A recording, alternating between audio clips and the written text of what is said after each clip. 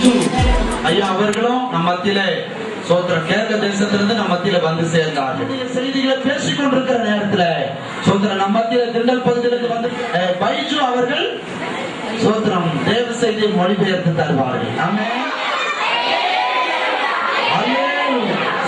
கர்த்தருடைய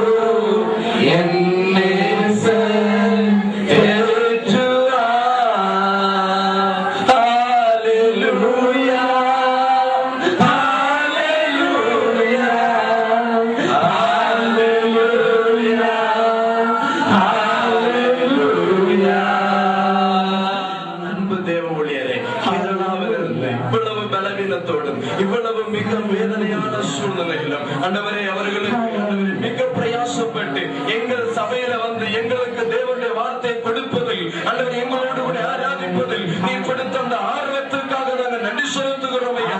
ஆண்டவரே இந்த எங்கள் மத்தியில் கொண்டு வந்த தேவ ஊழியரை கொண்டு எங்களிடத்தில் பேசுவீராக. அபிஷேகத்தினால் நிரப்பும் ஒவ்வொருவரையும் தட்டி எழுப்புவீராக. விசுவாசத்தில் உறுதிப்படுத்துவீராக. தேவ அபிஷேகத்தினால் எங்களை நிரப்புவீராக என்று ஜெபிக்கிறேன். ஆசீர்வதியும் இயேசு கிறிஸ்துவின் நாமத்தில் ஜெபிக்கிறோம். ஜெபங்களை நல்ல தகப்பனே. ஆமென். വന്നിട്ട് പോയപ്പോൾ നിങ്ങളോട് ഒരു അപേക്ഷ ഞാൻ അപേക്ഷിച്ചിരുന്നു. கடந்த தடவை நான் உங்களிடத்தில் வந்து சென்ற பிற்பாடு உங்களிடத்தில் ஒரு விண்ணப்பத்தை வைத்து சென்றேன். നിങ്ങളിൽ അനേകം പേർ അങ്ങനെ ചെയ്തു എന്ന് എനിക്ക് മനസ്സിലായി. உங்களில் அநேகர் அது செய்திருப்பீர்கள். அந்த விண்ணப்பத்திற்கு ஏற்றபடி நீங்கள் அதை செய்திருப்பீர்கள் என்று நான் அதை எண்ணுகிறேன். ഇന്ന് പകൽക്കാലം ദൈവം എന്നെ അയച്ചിരിക്കുന്നത് അതിന്റെ അനുഗ്രഹം ഒന്ന് കണ്ടിട്ട് പോകുവാൻ വേണ്ടിയാണ്. உங்களுடைய அதாவது நான் சொல்லிவிட்டு சென்ற காரியத்தை நீங்கள் செய்தபடியினால் அந்த ஆசீர்வாதத்தை நீங்கள் சுதந்திரித்திருக்கிற அதை பார்க்க வேண்டும் என்ற ஆசையோடு നിങ്ങൾ പലരും ചെയ്തു കണ്ട് ഇന്ന് പകൽക്കാലം ധാരാളം പേർ സ്നാനപ്പെടുവാനായിട്ട് ദൈവത്തിന്റെ കാര്യങ്ങളിലേക്ക് செய்வதை நினைத்து ஆண்டவர் அபிஷேகித்து கிருபை செய்ததனால தான் இன்றைக்கு 20க்கு மேல் ஆத்துமாக்கள் ஞான ஸ்நானத்திற்கு ஆயத்தமாயிருக்கிறார். അതുകൊണ്ട് ഇനിയും നിങ്ങൾ സ്വതന്ത്രം പറയാൻ കുറയ്ക്കരുത്. இன்னும் ஆகவே நான் சொன்ன அதே காரியத்தை இன்னும் நான் ஞாபகப்படுத்துகிறேன். நீங்கள் ஸ்தோத்திரம் பண்ணுவதை குறைத்து ദേശത്തുനിന്ന് അനേകം ആത്മാക്കൾ കർത്താവിന്റെ രക്ഷിതാവായി സ്വീകരിക്കുവാനും സ്നാനപ്പെടുവാനും സ്വർഗ്ഗരാജ്യത്തിന് അവകാശികളായി തീരുവാനും ഇടയായി തീരുവാനും இந்த பகுதியிலிருந்து இன்னும் பல ஆத்துமாக்களை கர்த்தர் பரலோகத்திற்கு அவகாசிகளாக்கி எடுக்க போகிறார்.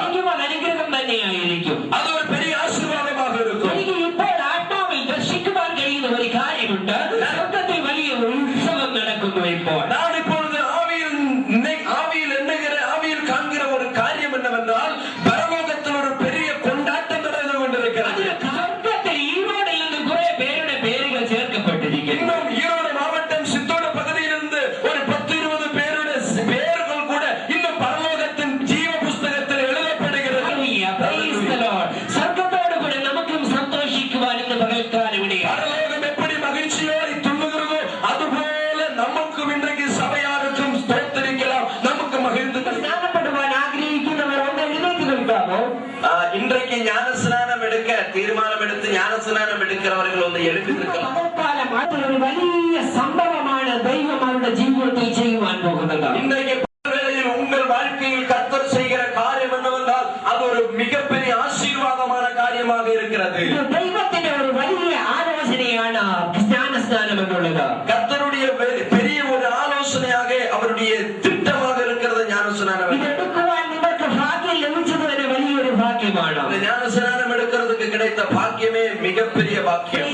സ്നാനത്തെ പറ്റി ഓർക്കുമ്പോൾ നമ്മുടെ കർത്താവായ യേശു സ്നാനപ്പെട്ട കാര്യമാണ് എന്റെ ജീവിതത്തിലേക്ക് മുമ്പിലേക്ക് ഏറ്റവും ആദ്യമായിട്ട് കടന്നു വരുന്നതാണ്. ஞானஸ்நானம் என்பதை குறித்து சிந்திக்கும் பொழுது முதலாவதாக என்னுடைய சிந்தையில் வருகிற காரியம் என்னவென்றால் கர்த்தராகிய இயேசு கிறிஸ்து ஞானஸ்நானம் என்ற பகுதியை நான் நினைவு கூறுகிறேன்.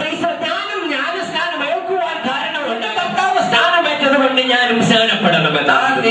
நான் ஞானஸ்நானம் எடுப்பதற்கே காரணம் என்னவென்றால் இயேசு கிறிஸ்துவே ஞானஸ்நானம் எடுத்தார். ஆகையினால அவருடைய கட்டளைக்கு கீழ்ப்படிந்து நானும் ஞானஸ்நானம். അന്ന് എനിക്ക് സ്നാനത്തെ പറ്റി വലിയ അറിവൊന്നും ഉണ്ടായിരുന്നില്ല. ഞാൻ 10ാം ക്ലാസ് മാത്രം പഠിച്ച് പരീക്ഷ കഴിഞ്ഞു നിൽക്കുന്ന സമയത്താണ് ஞானஸ்நானமேற்றது. நான் ஞானஸ்நானம் எடுக்கும் பொழுது பெரிய அளவில் வேதத்தை குறித்து அறிவில்லை.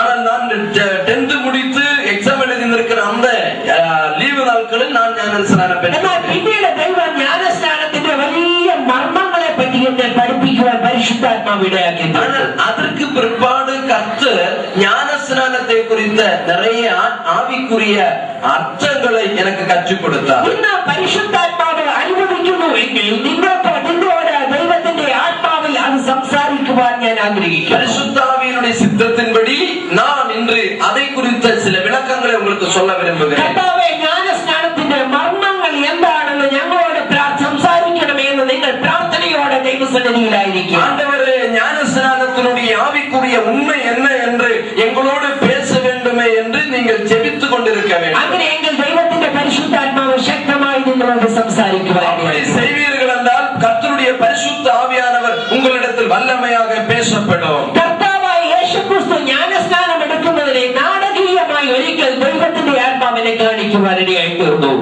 கர்த்தராகிய இயேசு கிறிஸ்து ஞானஸ்நானம் எடுக்கிற அந்த சூழ்நிலையை என்னுடைய வாழ்க்கையில் நான் ஒரு தரிசனத்திலே பார்க்க முடிந்தது. யோர்தான் நதியில் ஒரு விடுதலாய மனுஷன் இருக்கின்றோ. யோர்தான் ஆற்றண்டையிலே ஒரு வித்தியாசமான உருவத்தில் ஒரு மனுஷன் இருக்கிறான். അദ്ദേഹത്തിന്റെ ശബ്ദം വലിയ ഗംഭീരമായ ശബ്ദമാണ്. அந்த மனிதனுடைய சத்தம் மிகப்பெரிய ஒரு அளவில் ஒரு ரொம்ப கம்பீரமான சத்தமாக ആ ശബ്ദം കേൾക്കുമ്പോഴേ അറിയാം ദൈവം അയച്ചിട്ട് ഒരു മനുഷ്യൻ വന്നു.